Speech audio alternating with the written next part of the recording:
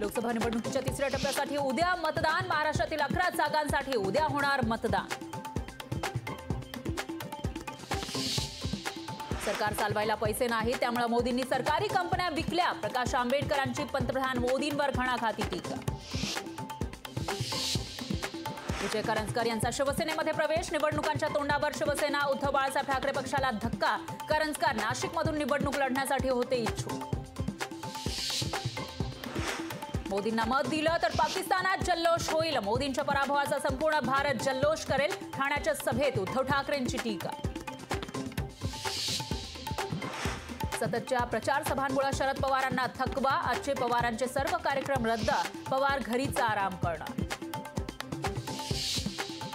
शिंदे फडणवीस अजितदादांना अच्छे दिन आले, सामान्यांना आलेच नाही। वसंत मोरेंची लावणे तो व्हिडिओ मार्फत सत्ताधाऱ्यांवर टीका। शहीद करकरें प्रकरणी उज्ज्वल निकम यांच्यावर आरोप करणाऱ्या वडेट्टीवारांवर देशद्रोहाचा गुन्हा दाखल करा। भाजपची मागणी। नागपुरातील वडेट्टीवारांच्या घराबाहेर भाजप करणार आंदोलन।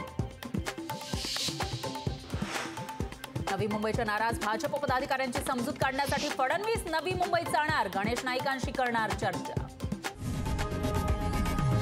लोकशाही मराठी ऐका, पहा, जागरूक रहा।